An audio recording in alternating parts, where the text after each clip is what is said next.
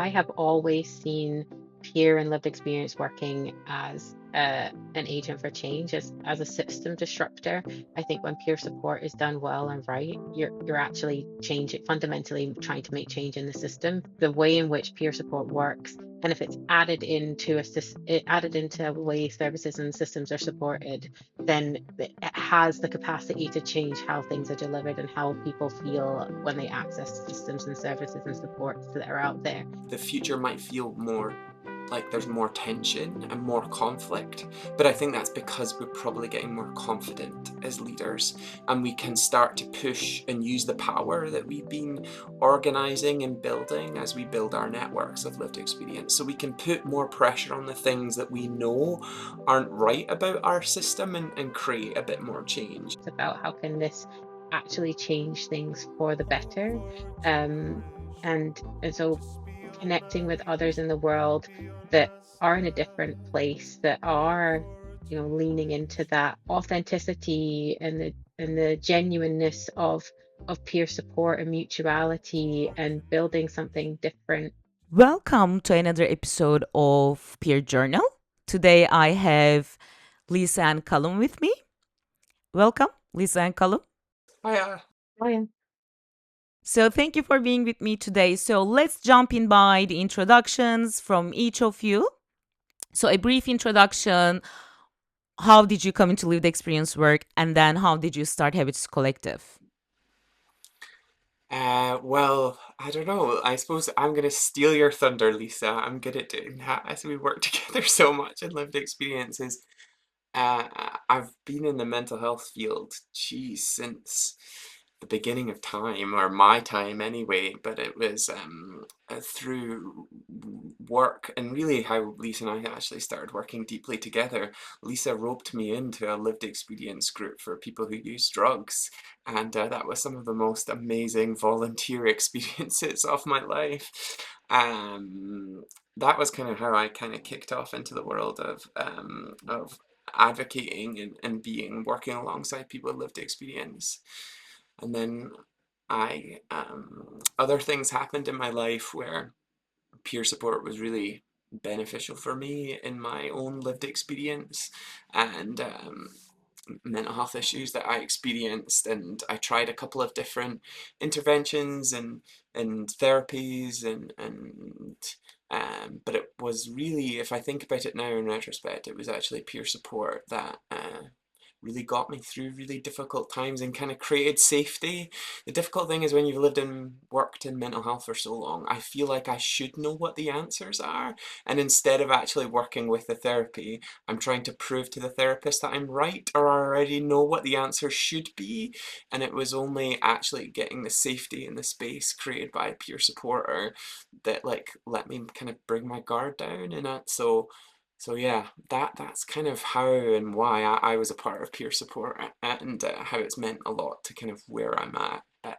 Sorry if I stole your thunder, Lisa. It was really you. It's your fault. I'm still here in the peer support world. You completely stole my thunder. Is that yeah, what Callum described. I came into the world of peer support as an ally in the addiction world, like Callum described that grassroots level addiction peer support group. I say peer support group, peer support lived experience group, really kind of advocating for change and saying that, that their voices were just as important as anyone's, if not more so. And I don't know, it just really shaped my entire worldview as to what the like what life could look like, what systems should look like, who we should be listening to as part of that, and just throughout. And so that grounded me and gave me right at the beginning of my career, this understanding of what peer support was and what how important lived experience is. And then as I kind of went through my work and my own experiences and landed in mental health, and working in the mental health field, I'd say as long as Callum, kind of almost now. But like the thing that struck me was just how much peer support works.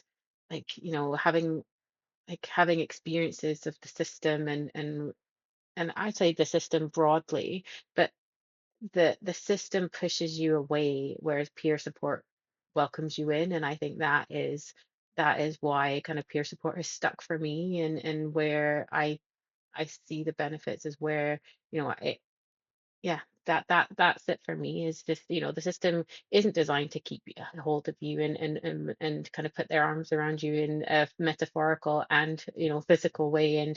And that's for me why peer support is just, yeah, so important, and is kind of head it's like, yeah, it's sunken into me, to my core. Yeah. So, what is Habitus Collective and how did you start it? Oh, it's a long story, but like, suffice to say, Lisa roped me in after a personal lived experience. Kind of was like, wow, it makes you reevaluate, when you go through the toughest experiences of your life. You're like, what do I actually really want to do? So, Habitus Collective's primarily on this side of the Atlantic. We're a lived experience research company, research and engagement company. But we have two offices, one in Canada, one in the UK, and we operate throughout the UK in all four. 3 out of 4 nations at the moment. And then we work across Europe as well on some peer support and lived experience projects. But we started in Canada, and it's our 10th anniversary this year, by friends of ours who actually, look, Lisa, you gave the first ever contract to Habitus Collective as a part of the lived experience substance use work in Canada. And so we have 11 folk in the team in Canada, and if you count all of us here, there's between 5 and 6, depending kind of on the project we have here in the UK. And yeah, our big passion is lived experience engagement work. And I find that, like, if you actually start to live the values of kind of peer support and lived experience work, you can uncover lots of different things in research and engagement, working alongside communities that really matter. And so yeah, we kind of use that approach to work with the government in Scotland, with NHSs in England, with lots of different types of charities. And our work is really just, we use the peer support values and skills to help organizations, communities kind of uncover insights. Did I do an okay kind of job describing that, Lisa? Lisa roped me in to the UK. She made me leave a job uh, teaching a social work master's program. Let's not make today I blame Lisa for everything. That's a different Yeah, maybe I conversation. should stop there. I'm happy to have that conversation. It's just for another day. And it's definitely will be fun. So I came to know Habitus Collective via International Peer Leadership Network, which is one of the initial things that changed my life in this work. Because until then, I felt really boxed in doing mental health peer coaching in the NHS in my local trust, and I love doing it. But could never imagine a world outside of that. Like even going to the next trust and looking for a job was too much for me. And then I came to know you, and then I joined the International Peer Leadership Network, and then it changed my life because I met people from all over the world having the same problems, but having the same values and having the same passion.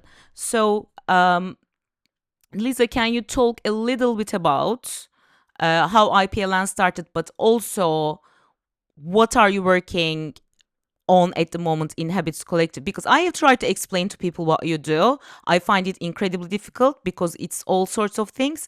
And the reason I'm asking you this question for the viewers to, in general, in this series, what are the other things than being an expert by experience and doing one-to-one peer support? What other things are people doing in this area? Yeah, so the IPLN, the International Peer Leadership Network, started back in 2020. So it was a pandemic baby, born out of being, yeah, trying to connect and stay connected with others when the world was disconnected. And in particular, it gave Callum, myself, and Debbie Weave facilitate the network, and it really was just on the back of, we decided every week that we would just connect and talk all things peer support and give each other a little bit of hope as to what was happening. Debbie's based in Canada, Callum and I are based in the UK, but we were doing, we still had our international connections, and I wanted just to talk about, what what is the, in this world of what's happening right now, like what does the future of peer look like? And so it was born out of those weekly meetings that we would, weekly meetings, weekly conversations of just chatting and talking about, what's really bugging me is that, like, there seems to be a ceiling when it comes to peer support. And we've made some tracks internationally, around, um, peer supporters becoming team leads, or potentially getting kind of into, management positions, but not necessarily. And from our perspective, that was kind of a European and a North American perspective. That was where we had come from, and just said, it's a real shame that we're not seeing these career pathways and these career trajectories, be, open up, and not, and even beyond roles, just the opportunities for leadership from our communities, not being kind of told what to do, but actually helping lead the change.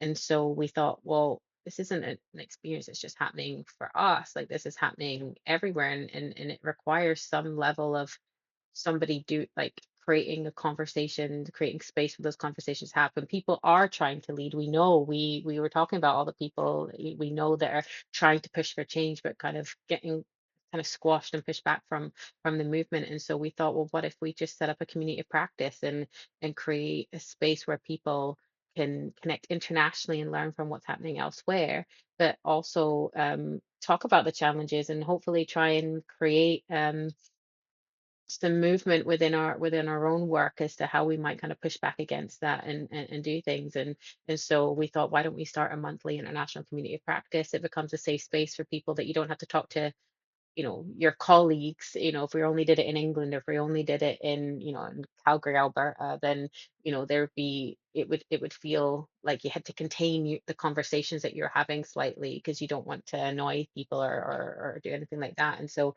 but so that was really kind of how it started. And yeah, back in 2020. And then through that process, we learned more and more about the amazing things that were happening, in Australia and New Zealand, and what possibilities existed, and open up people's minds and worldviews and experiences to what is possible. And I think that's a lot of what the IPLN covers, is talking about what's possible, but also knowing that you're not alone, and you're not alone just in your own service, or in your own community, or in your own organization. You're not alone internationally in some of these projects. And actually, if we brought all of our minds together and talked about what could be achieved and what's working and why did that work, that was the reason for kind of bringing the IPLN together.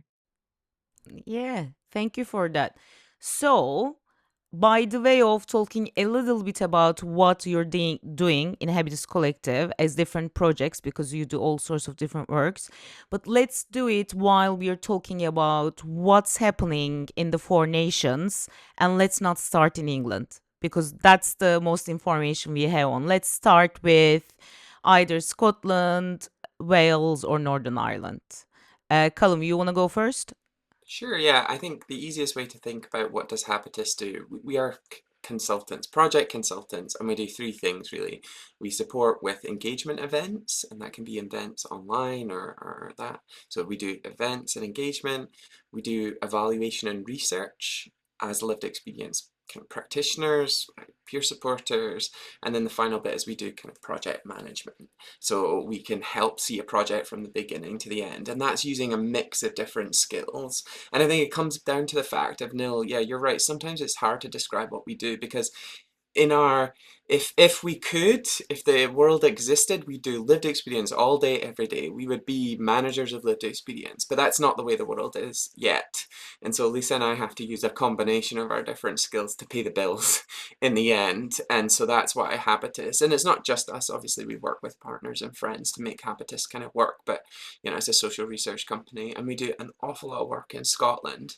And so some of the really cool things that are happening in Scotland really come from kind of the grassroots, I would say, of peer support.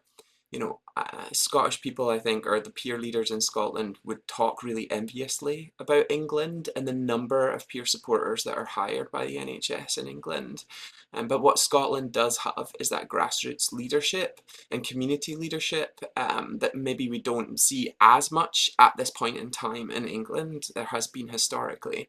And so what do I mean by that? I mean, there's a recovery college that we've helped set up in the Highlands of Scotland, the most rural part of the UK, they don't have any clinicians supporting them in the delivery of their courses. It's completely run, led, the manager's a peer supporter, the money comes from sources that allow for freedom of building, however they see that being delivered. So they have kind of community gardens led by peer support and horticulture, like on the side of like a hillside beside this like building that's completely open, kind of for peer support.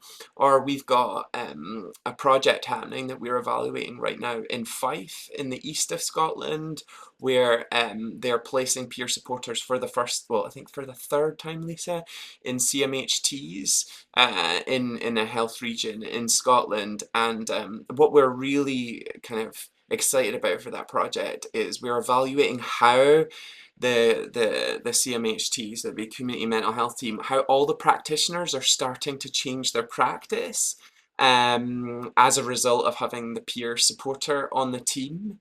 And I think what it's really uncovering for us, I don't know, Lisa, I think you might agree with this, but challenge me if I'm wrong, is like how traditionally in Scotland, and I think often kind of throughout the UK, people are always like, oh, it's the VCS, the voluntary sector, that's leading the way with peer support. And I don't buy into that now. I think great teams lead great peer support, and it doesn't matter if it's in the NHS, they say statutory in Scotland, or it's VCSE, voluntary sector. I just think good people, great leaders lead peer projects, and sometimes allies lead that work. And so there's some really cool things happening in Scotland. What they really lack, though, is kind of that lived experience leadership, which I think we see in buckets in England, which is exciting. And I know strategically they're really focusing on that. And then we're quite well connected to what's happening in Wales. We don't directly work in Wales at the moment, but we can see, the Recovery College movement. Like it's very joined up in Wales. Every region of Wales has a work plan in place to deliver a recovery college for every corner of Wales. And I think the really cool thing that we forget often living in England is that like there are many different languages and cultures throughout the UK. And so things like the Scots language is used in Scotland. There is like music is completely built into the way that some of the recovery colleges are delivered in Scotland. Poetry is deep. We see poetry used all the time. And then of course the Welsh language in Wales is like a big part of like the mental health and identity experience, which we've seen kind of over and over again. I'm trying to think, Lisa, are there things like, we do a bit of work in Ireland too, and but not necessarily the north.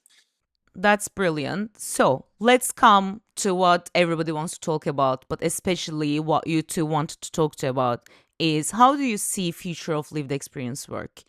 Be it research, be it practice, be it in my dreams, making it part of every public service, not only mental health, like lived experience being a crucial criteria to recruit into public services in obviously appropriate roles. Um, how do you see it? Lisa, let's start with you. Yeah, maybe I go big and you go smaller, Callum, but I have always seen peer and lived experience working as an agent for change, as a system disruptor. I think when peer support is done well and right, you're actually changing, fundamentally trying to make change in the system. And often it's the reason why, even if it's not stated as the reason why, it's stated as the reason why peer support is brought into teams, is brought into services, it's brought into kind of what it is that we do, because it's saying that something needs fixing, something is broken, and lived experience and peer working is going to be the thing that like supports the I don't know, a better word, fixing of it. That's not to say that peer and lived experience can fix an entire system, but it is to say that there is the way in which peer support works. And if it's added into added into a way services and systems are supported, then it has the capacity to change how things are delivered and how people feel when they access systems and services and supports that are out there. And when it's done well, like we were saying in our Fife project, you're starting to see culture change. You're starting to see um how people can access and see things and be supported differently as as as another part of their journey, as another part of how they are accessing support. when it's done badly, it just becomes another person on a team, and everything kind of happens the way it happens.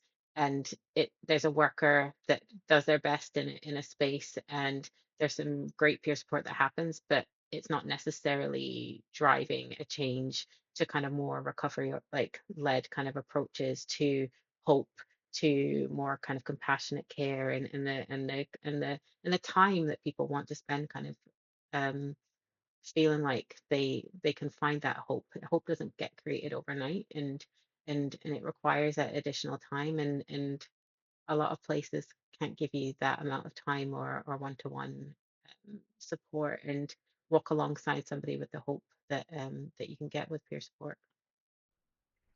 Thank you. How about you, Callum? How do you see the future? How would you like to see future of lived experience work? I think and I can get a bit more granular, is yes, I am hopeful for the future of peer support, but I think we are getting more confidence as lived experience leaders, and actually the future might feel more like there's more tension and more conflict, but I think that's because we're probably getting more confident as leaders, and we can start to push and use the power that we've been organizing and building as we build our networks of lived experience. So we can put more pressure on the things that we know aren't right about our system, and create a bit more change. And I think we've got to be confident about the fact is sometimes we've had to systematize or be compliant to kind of get into the positions that we want to get into as lived experience. But the thing I'm starting to see is more and more confidence from my fellow kind of peers, where we can say, that intervention doesn't make any sense. There's no evidence for it, or the way that you treat people in this system hurts them, or at least you create such low expectations of people that they never can progress on their recovery journey. And we see that when, you've got great kind of peer support kind of leaders in systems. And so I think, Lisa, what is it you said, how, particularly in this world right now where we're seeing huge amounts of mental health cutbacks, what was it you said, like, what people ask us all the time, what should I do as a peer leader? Like, what should I tell people when they want to cut my program? And you said it beautifully, and then I might jump on it. Like, No, I said it's like it's it's our mental health system. Like, you can't cut us out of our own care and what we want. I said it better, I think, before, but the concept is it's our system. If it wasn't for us, there wouldn't be a system, and so to take us out of the mix as to what should be there makes no sense whatsoever. and I think we've got that legitimacy now, right? Like, yeah, yeah, you're gonna cut us, like, try.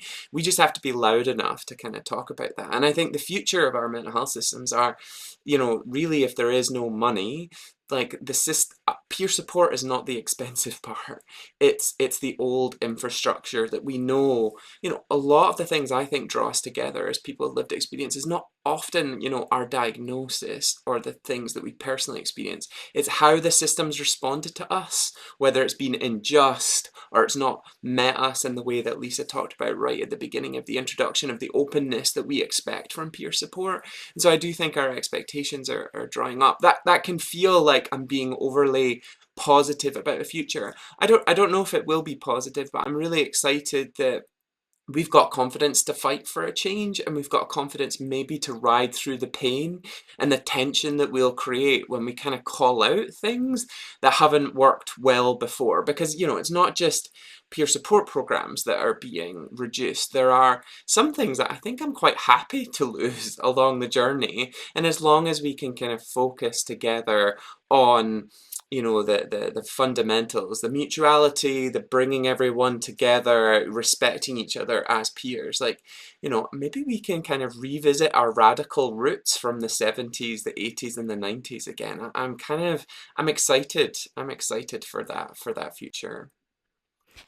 So, while we are on that topic, now people, if they are generous enough to listen to all the episodes in this season, that they will recognize there are a lot of links between the guests. So, we talked to Debbie in one of the episodes about history of Canada, and then I'm talking to you.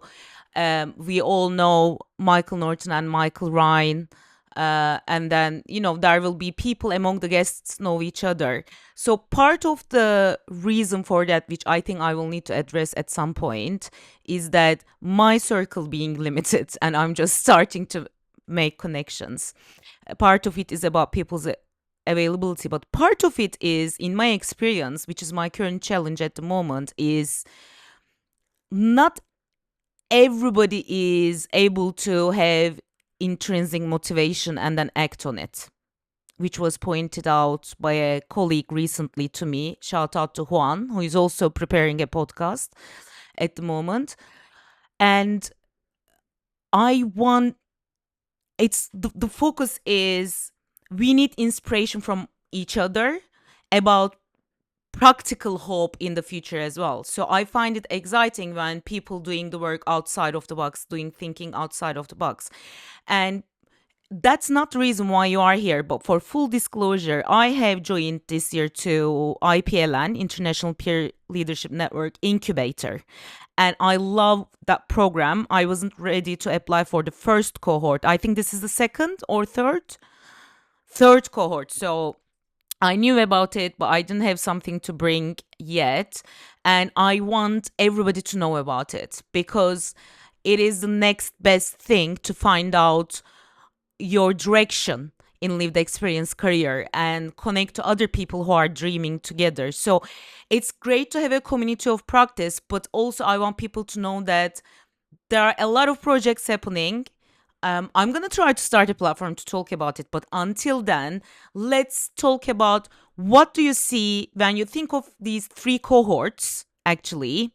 Let's think of the future via it. What are people talking about? What did you see in overall these three cohorts that excites you? Obviously, everybody's project is our children. We love all of them equally. But also, let's talk about the things that maybe we don't hear anywhere else, but actually people are working on it in lived experience and combining different concepts like AI, for instance. Yeah. I can think of two really quick. I really like we had a I really like the idea of kind of multiculturalism and just like really pushing out our thinking kind of beyond kind of North America and white centric kind of things around peer support. I often think about like peer support as we're like we often sell back traditional ways of doing kind of connection and mental health to other kind of communities. So I think about we had a participant from Qatar last year thinking about kind of peer support interventions with refugee kind of communities, and she built this amazing experiential program for her fellow kind of Sudanese refugees. She was herself based in Qatar, and thinking and breaking down elements that make sense culturally for her community, and particularly focusing on like what does peer support look like in a world where people aren't experiencing PTSD, they're experiencing like trauma all the time, ongoing. And I think particularly, in a world now that's probably a little bit less secure than it was even 5 years ago, there are going to be more people coming from war zones and from traumatic environments. And she was exploring kind of really pushing the limits of how peer support can work. And I like how that challenges us in Western nations as well, where sometimes, the rhetoric is like, oh, you can't do peer support until people are stable enough. And we've got peer leaders doing like peer support in war zones. So it's like, get in the sea. You can do peer support anywhere at all times. It's needed everywhere. She was absolutely fantastic. And then So give us the name, how people can learn more about it. What should people follow? oh yeah, well, come and follow, connect with us in IPLN. I don't want to share her name completely just in case, but connect with us and we'll make that connection if to kind of look at where her program's at. The other one that I like, and I love all the programs that you said, Nell. Everyone brings such different kinds of insights, but Lisa and I once, years ago, we did, a friend of ours arranged a tour around sites of peer support in the Netherlands. And coming from the UK, where we've experienced, austerity for 15 years now, so many programs have been so cut back, it kind of limits the way you see things. And so when we went to the Netherlands, we were just blown away by all these supports people get, and it looked like utopia. But actually working with a lived experience leader in Netherlands. She's like, it might seem like utopia from the outside, but it is not. And she really helped us experience that. And so her name's Cassandra, and she is leading a peer support project for people who want to work on the recovery journey but don't want to engage with the formal system because of all the things it asks of you and controls you around. And she's got this amazing peer program. It works out of a high school, like a disused high school. She has like a classroom in a disused high school where she welcomes people in who don't want to engage with the system. Lisa's at Sandweed is the name of the project in English, I think. And it's the idea that like plants can kind of grow out of the little cracks in the concrete and they can grow anywhere. And she has this peer support project that's operating kind of in a, you know, you would almost think of as utopia if you're coming from a country that's got very little resource to help people. But I just really like the idea of that. She's challenging, you know, a system that kind of asks for uniformity. It asks for one way of doing a program, and she's been able to form this amazing kind of idea of kind of leadership locally. There are two that stand out for me. I don't know, Lisa, you might have others. I'm sure you do. You stole my one. It was the Sandcrest Collective. Sandcrest, yeah. Yeah.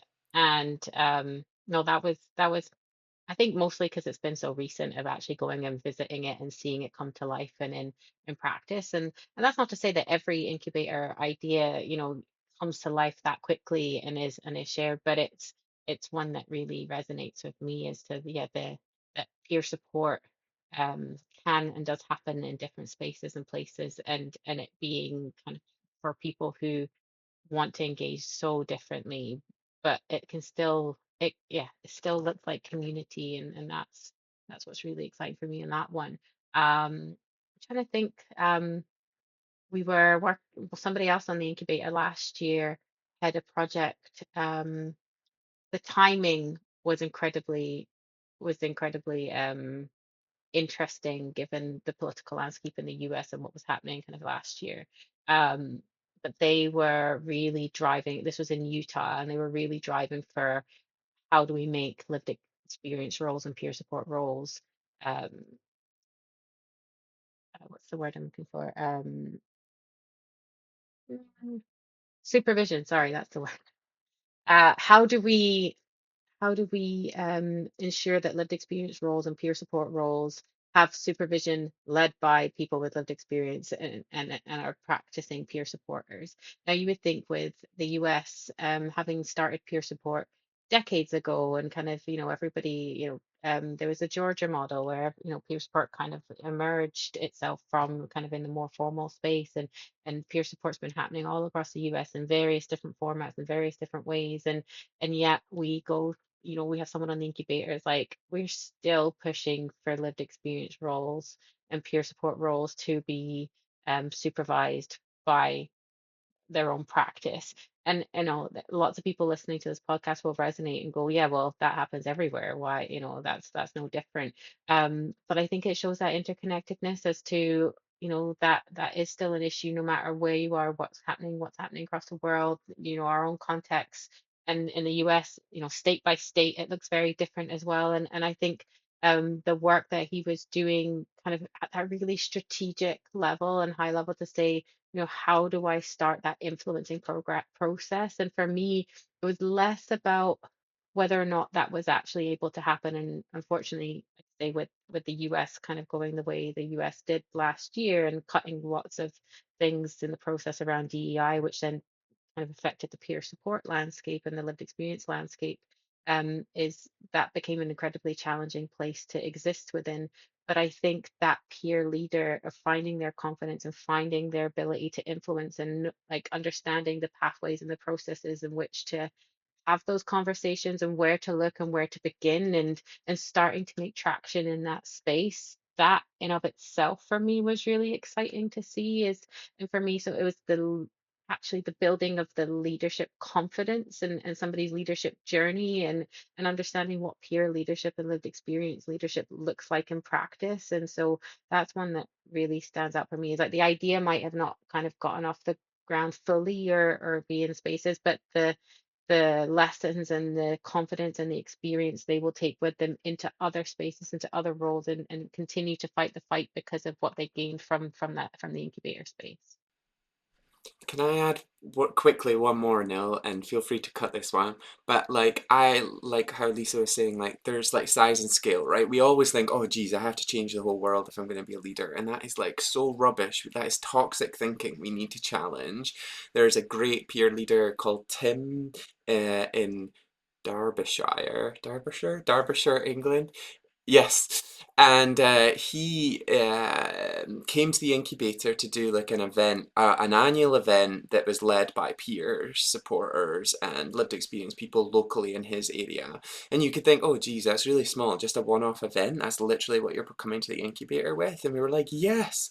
And what's interesting is as he's tried to kind of create that, all these other ways of thinking and thinking about what assets he's bringing have grown out of it. So if we're being really honest, he still hasn't done the event because he's gotten distracted by all of the assets that have been built out by going through the incubator and seeing himself differently.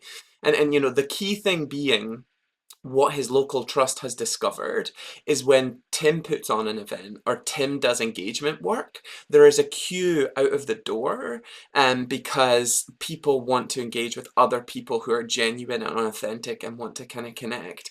When his local trust puts on an event, nobody comes because they don't understand it. And so the trust is saying, oh, we've got a really big engagement problem, like no one comes to it, we have to keep evaluating it. And all of a sudden they've discovered that this lived experience leader literally sends one text message and 500 people show up to the event.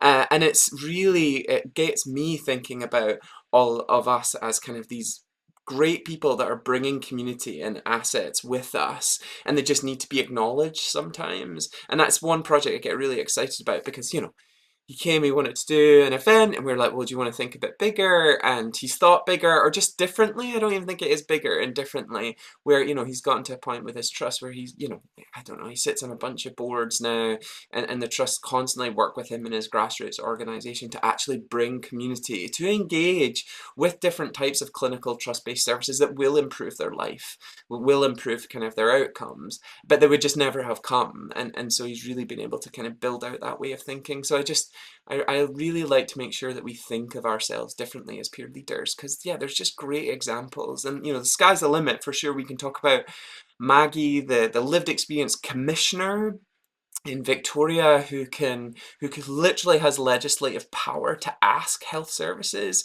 where the heck their lived experience representation and leadership is, all the way to, you know, Tim doing these great events locally. Like they are all equally value, and they've all got assets and things that they can share with us all around the world.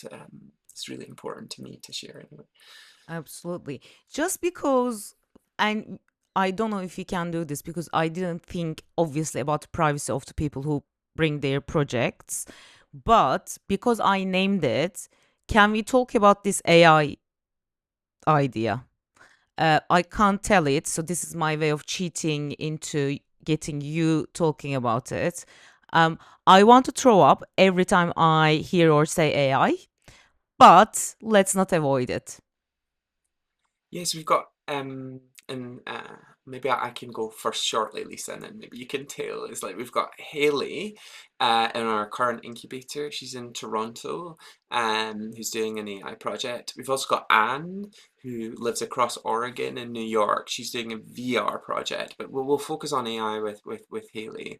So Haley's a fantastic peer leader working out of the kind of Toronto area, but she's particularly focusing in on like how to use AI well and ethically as a peer supporter, and what that should look like for us. Modules on the safe usage of AI, and you know, exploring issues like, which we've heard potentially a lot about in mental health, is like AI is designed to agree with you often and not challenge you.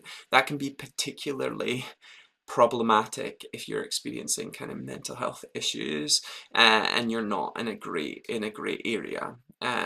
Also, you know, we look as peer supporters in the value of relationship and connections with each other and mutuality, can you get mutuality out of a machine that's only designed to kind of agree with you? And so that's what Haley is exploring, is creating guidance of I don't like using the word safe, but exploring the ways of how to use AI well as a peer supporter, and how to share that with others that are working in our field, and bringing AI into their everyday use.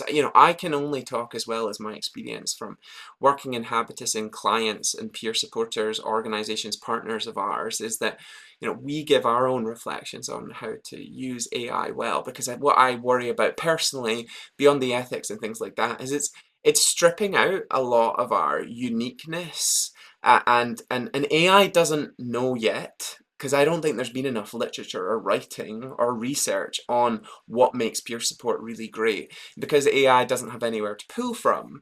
It's really pooling, and I don't know, it's generalizing our approach, and our approach in peer support is not general. It's highly specific, it's highly focused, and I worry an awful lot that we're stripping out those bits, as AI has a tendency to do, is generalize. But that's Haley's project, which I'm excited about.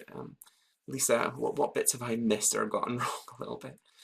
No, I just reflecting on that last part, and it was an event that we went to last week actually, where um one of the activities was just so very clearly an AI activity to people in like who would know, and who of putting things together and putting events together and things, because we work so much in the peer world. It's like we know that you're better than what's on the page right now, and it's because you let AI develop the whole activity for you, rather than going, okay, how do I, you know, sure, ask AI what could help, but then make sure you go in and you go and change it and understand what is it you're trying to get out of this. Where's the authentic kind of places to bring peer in, and not let AI lead you, and you lead the AI like kind of piece. And so that was really interesting. But I also know of a different project that's happening with the University of Glasgow, I think, and they're looking at the use of AI in a very different way when it comes to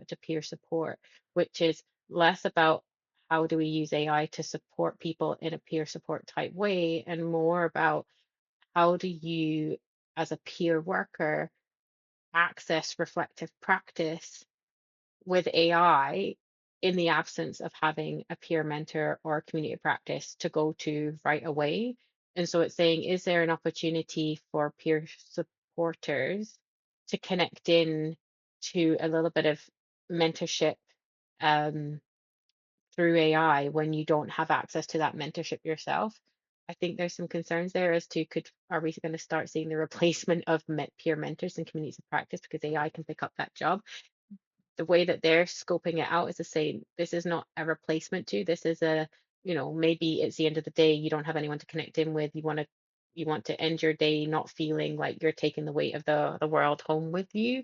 I would argue that peer um, peer training supports us in that way of knowing how to support ourselves in that area, but not always. There is definitely spaces where you definitely end the day and you go, oh, that was a really tough conversation. Who can I talk to about that? What does that look like? And so using it more as a reflective space to have a conversation there. It's interesting. I don't know where it's going. It's a very different way of looking at how do you use AI. Um, not from a how do I replace peer support, or do peer support differently, but in a way is how can it enhance what we're already doing in peer support. So yeah, I'm with you. I've kind of got one foot in and one foot out of both camps as to where it stands, what it could be, where it could grow. I think unchallenged AI is really problematic, and not adding our human critique to what AI pumps out is also really problematic.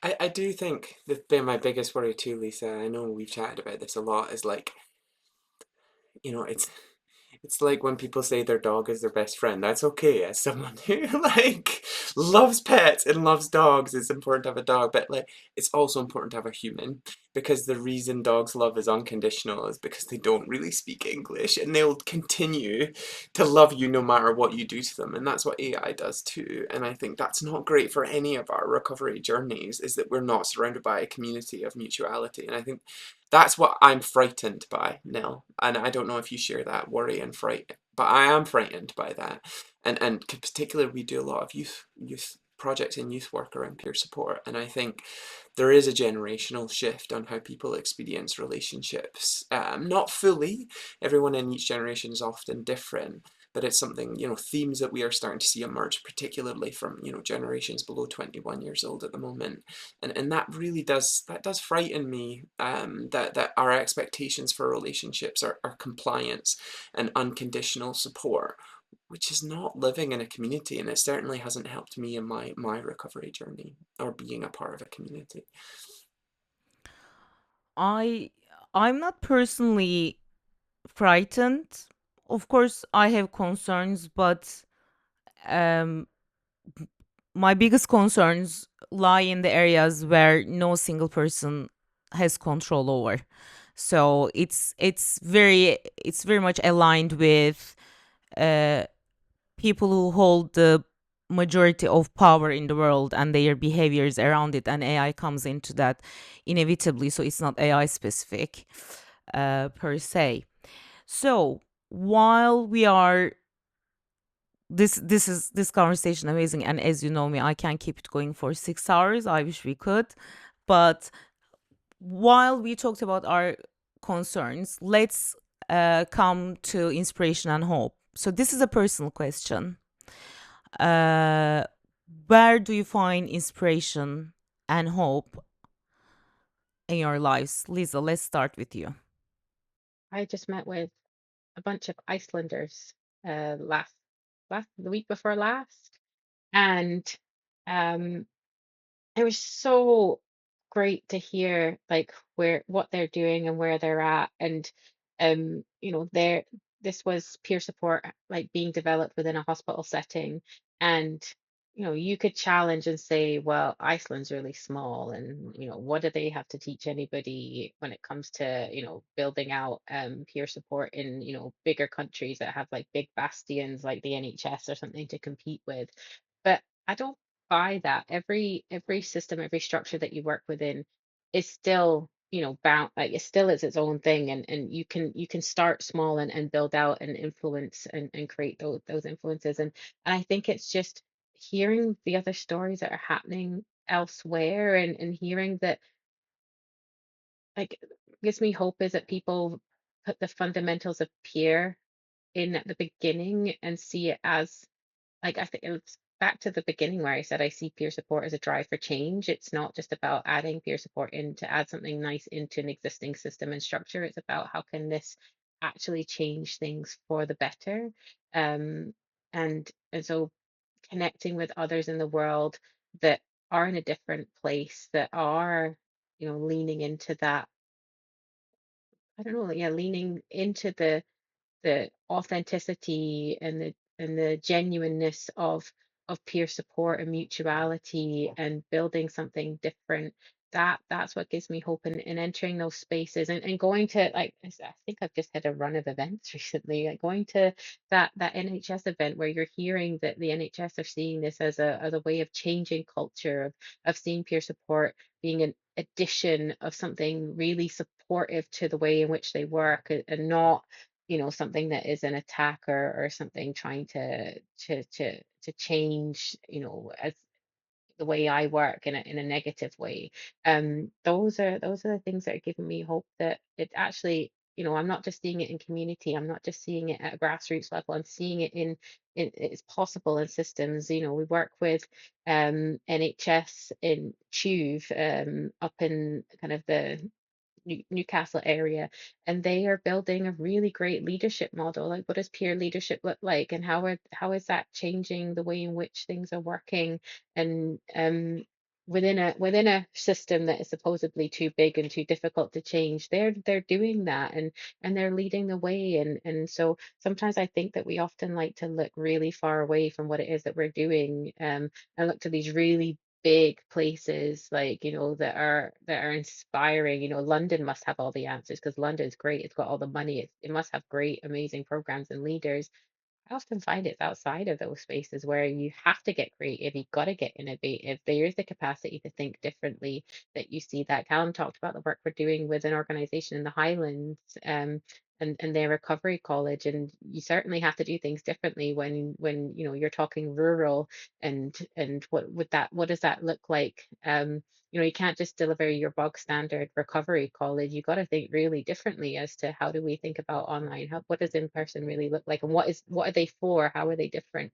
So yeah, I get all of my inspiration from people seeking to create change, and connecting with them, and connecting them to each other as well. That's the big thing for me. Thank you. Callum, where do you find inspiration and hope?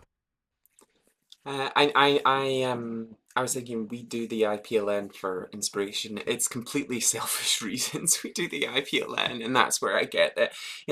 I think we don't get paid for 98% of it, Lisa. Like, I don't know, if we were a big mega corporation, that would be our corporate social responsibility, but I have to do it for my own mental health. Like, I think looking at social media, looking at where the world is, if I can't actually meet with other people that I just like, and it doesn't always have to be hopeful. Like, not well, hopeful is important, but it's like some days I feel hopeless. I do. Honestly, I feel hopeless, and so I just want to connect with other people who have felt that way sometimes, and I need them to hold a little bit of hope for me sometimes too. But literally, yeah, just hearing about others, and we have the luxury of having been internationally collected for more than a decade now. So we've seen some countries really do really well for a really long time, and then slow down a bit, and then speed up a bit. And so I think I get the hope from people move forward in bursts. Our countries, our systems move forward in bursts. You could argue that happened in England about a decade ago with the mental health strategy back then.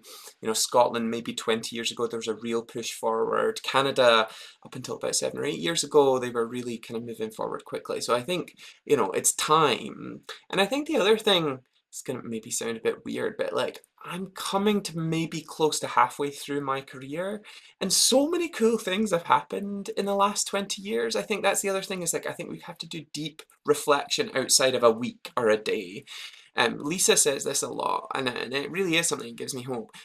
We've got different problems to what we had 20 years ago. 20 years ago, we were having to work really hard on stigma, because I have to be honest, I was never that open about working in mental health because I just didn't want to put up with the stigma that you experienced 20 years ago. Where now, God, I don't want to tell anyone I work in mental health because they won't shut up about their mental health all the time. And that's a really big, cool change. But I think the story can kind of change a bit. And the same with like, funders now expect in a lot of systems mental health to, lived experience to be involved in somehow in the projects that are funded. Don't get me wrong, a lot of that is tokenism, but that's very different to, they would not have trusted lived experience to be any part of the leadership 20 years ago. And it's kind of cool to be like, oh wow, I'm only halfway through my career. So many of my great friends now are either deeply into retirement and they've been a part of the peer support movement, or they're coming very close to retirement. I'm like, cool, I've got at least another 25 years to go. I'm a millennial, so it might be another 40 years to go. Maybe there will be no retirement. And that's fine, because how much has changed in these 20 years? Like, I'm kind of hopeful for that. The life doesn't end at the end of this year.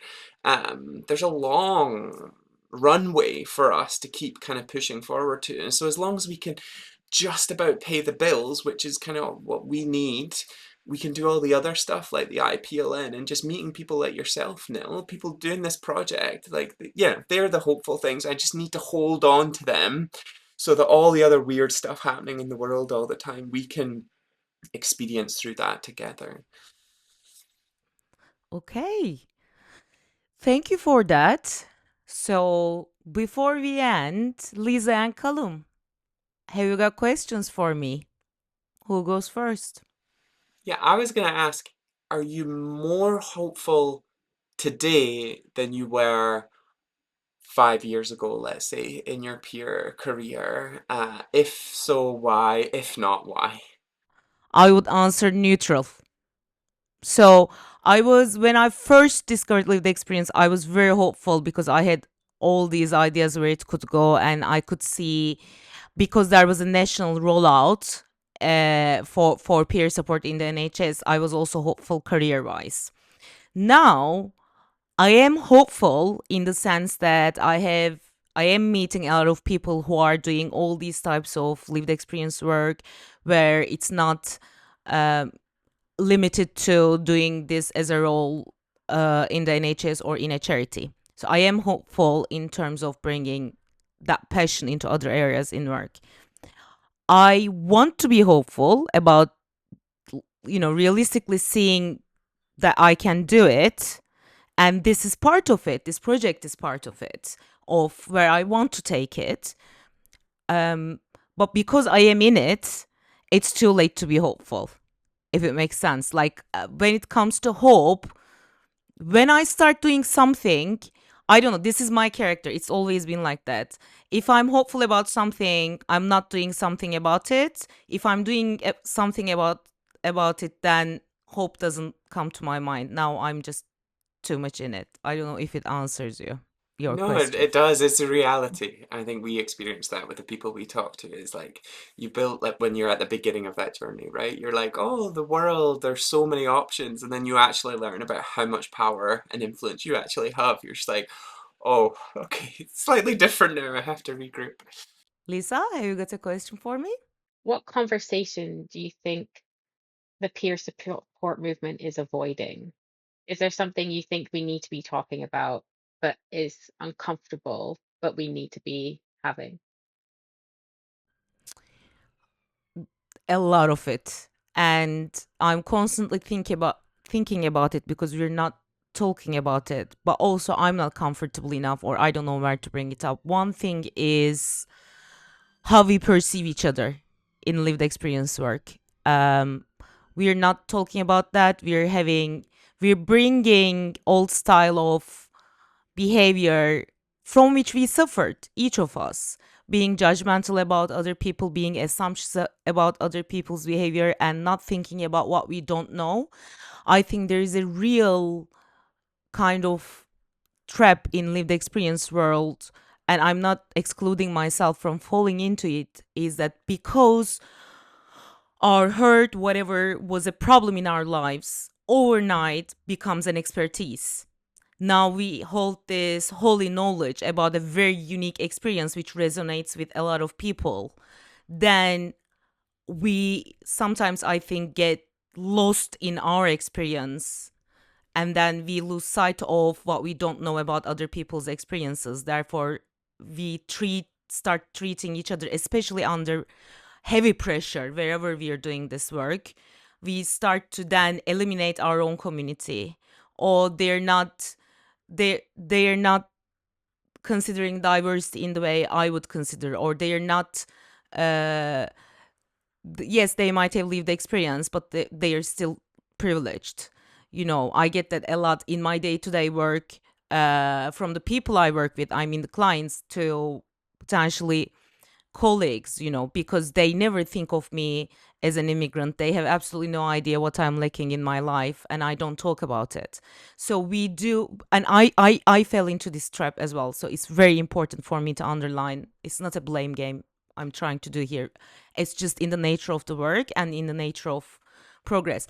Another thing is we're not curious enough about each other. It's related, but it's different. Um, a l- After 5 years I was doing this work, I thought of Googling peer support on YouTube, searching, right?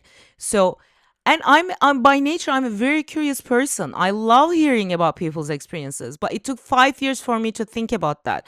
So we don't read about it, we don't ask about it, we don't search for it. Therefore, then we're not improving our practice. And when I say practice, I don't mean one-to-one sessions. I mean general practice. This is not a job. This is a vocation for all of us. There's no peer support person, lived experience person who is doing this without a passion, unless they are in a burnout. That's a condition. So I'm eliminating that. We all burn out, but like genuinely. So I think these would be the two things. There's a lot of it, but thank you for that question. I think it's very important. So I'm happy that I have this opportunity to talk about it. I just want to say testify to that last point. And like, I wonder if that comes from like a deep stigma of our own practice. And just like, that's one of the key things we identify when maybe someone brings us in as peer support thought leaders, and they show you the training they've got for the peers. And it's like, none of this is about peer practice. It's mental health first aid and it's orientation to the unit. Like, where is, and then the peers themselves, they talk about, oh well, don't worry, I'm in this like counseling course that will help with my peer practice. But it's not about peer. And yeah, to your point, yeah, that I wonder if that comes from, yeah, our deep stigma of ourselves and our own practice that I hope, you know, we're overcoming over time. I hear the word stigma, but in my experience, it's a little bit different. It's about, look, if we're doing this in our day-to-day jobs, we're also trying to financially survive with this work, okay? And in the financial system we live in, expertise, all types of expertise we seek from the system, we get from the system, and system provides training for, is on learned experience. Regardless of how much invested we are in lived experience and taking experiential knowledge as an expertise, we don't know how to do it. And the system to teach that to us is practically non existent. So, again, if we are seeking peer support, one of the clients told me, who was also from Turkey, said that they would never meet me if I wasn't coming from the NHS. Now, we can all talk about the problems of the NHS, but he only said yes to peer support because I was coming from the NHS. So that gave that credibility. So credibility, the way we think about expertise and the practical realities of life is incredibly difficult to turn my head around. Maybe it's not for other people, but for me, it's utterly confusing. I'm getting overly excited now, because Yeah, yeah. this came up for us in a project last week, where we were doing a conversation with the NHS around, you know, what need could peer support fulfill within a kind of clinical based world with like loads of expectations. And they were saying, you know, part of the stigma conversation we were having a bit earlier is to say stigma has really been challenged over the last 20 years, which is exciting, but it was very intentional and specific, right? We know folks with lived experience are really the only people who, you know, can reduce stigma through modeling, through storytelling, through sharing. Clinicians can't do it, right? Because professionality does not reduce stigma. We know that from good social research. And so it's been folks with lived experience who have changed that conversation.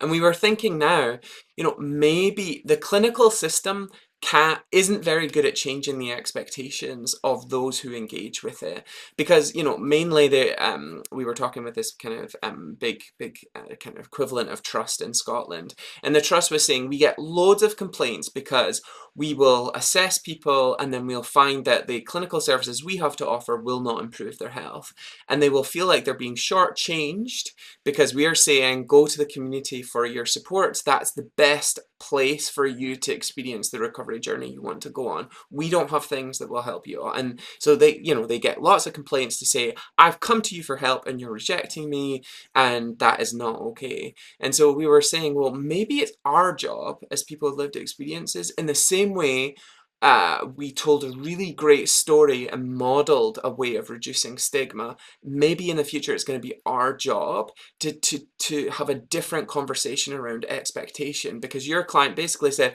I would only engage with you because like that is what the system told me what to do. Maybe it's going to be our job in the future, in the coming years, to actually change the expectation story for people with lived experiences, to say, you know what, it's not just therapy and medication that are the only credible routes for you to engage on a mental health journey. Actually, as someone with intensive lived experiences as my own, it was actually different options, and it is not better or worse. You're not being shortchanged because you're not finding your treatment option only, you know, outside of the NHS. Actually, you're finding a better option. And I do think if it's coming from a clinician, it's always going to feel like you're being shortchanged or that they're rejecting you. If it's coming from us as peer leaders, because Lisa, kind of in the way that you said that at the beginning, peer support holds you, it brings you in. Maybe we're going to be the only legitimate people to actually be able to tell that story in a way that people will accept. So, you know, when you shared that with me, I was like, so exciting how deeply linked it is, Nell, to work that we've been doing kind of just so very recently. I don't know if what I've said made sense. It's well, hopefully it does. Yeah, yeah, yeah. It totally does. Okay. Thank you very much, Lisa and Callum, for joining me today. It was very joyful for me to do this with you today. And thank you, everybody who listened or watched us. And hope to see you on another episode. Thank you.